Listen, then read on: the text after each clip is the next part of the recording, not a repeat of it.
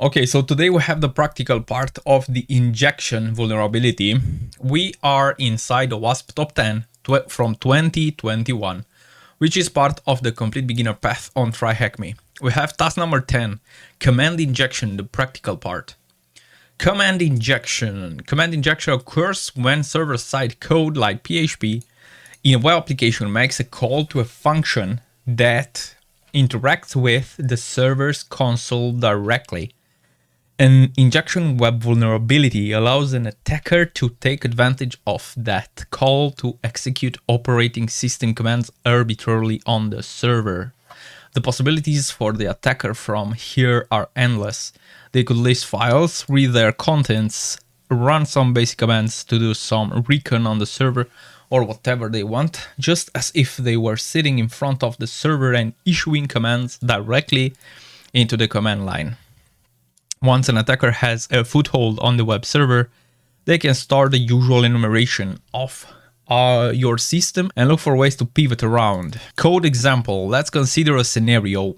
MooCorp has started developing a web-based application for cow ASCII art with customizable text. While searching for ways to implement their app, they've come across the cowsay command in Linux, which does just that. Instead of coding a whole web application and the logic required to make cows talk in ASCII, they decide to write some simple code that calls the cowsay command from the operating system's console and sends back its contents to the web. Let's look at the code they used for their app.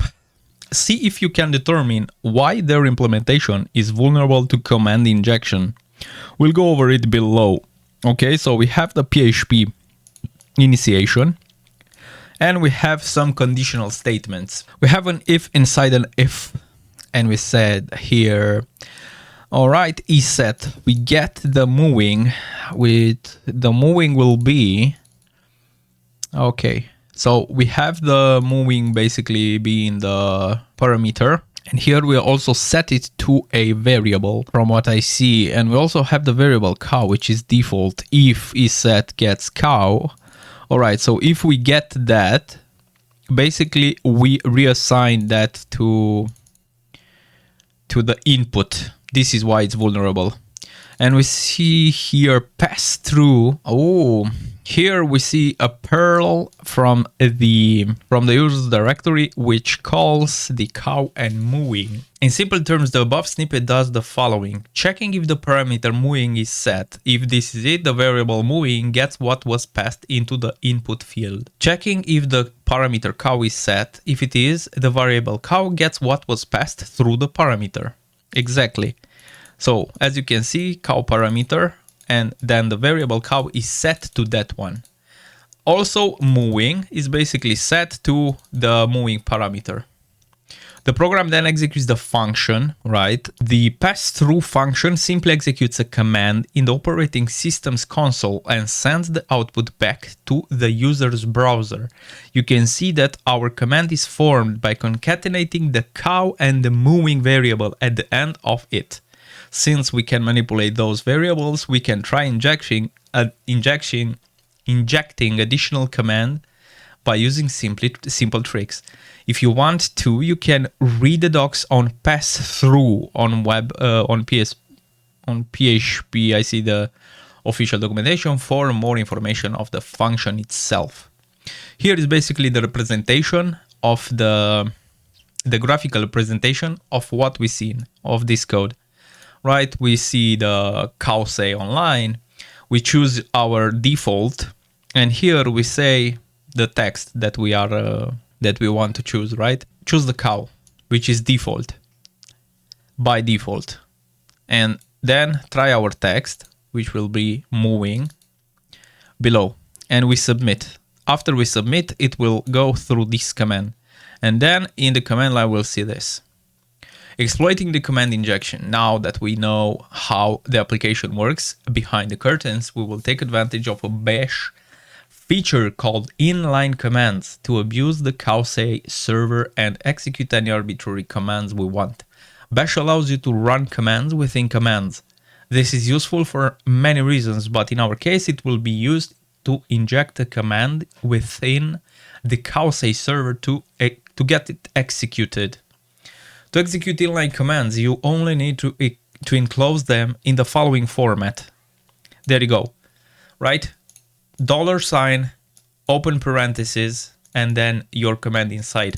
If the console detects an inline command, it will execute it first and then use the result as a parameter for the outer commands.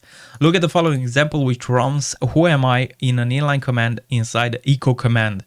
Here we see echo, which is basically then the usual syntax that we use for echo, but inside we have the who am I, which is a command inside the command, right? And my name is gdoe. First we execute who am I, gdoe, this one, parse the result back in the outer command echo, and then execute echo, right? So we figure out who is the user of this PC, gdoe, and then executes echo by replacing this command with the name of the user. So coming back to the Causey server, here's what would happen if we send an inline command to the web application.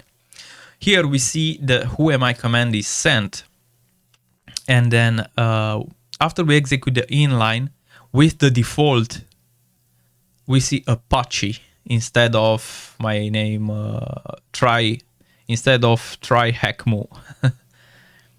It's Apache.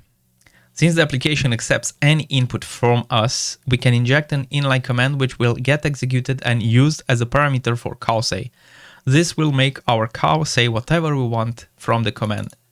In the case we are not familiar with Linux, here are some of the commands that, basically. All right, so whatStrange text file is in the website's root directory. All right, let's see, $, open parentheses, and here we say a list, and I will only say that because I'm curious to see where we are.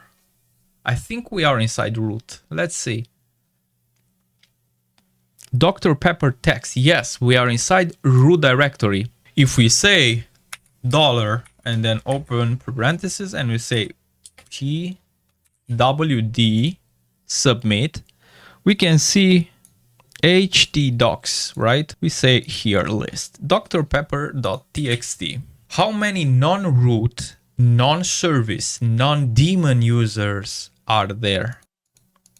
0. What user is this app running as? $ parentheses, who am I? Apache. What is the user's shell set as? Cat, let's see, password. Let's see if this works.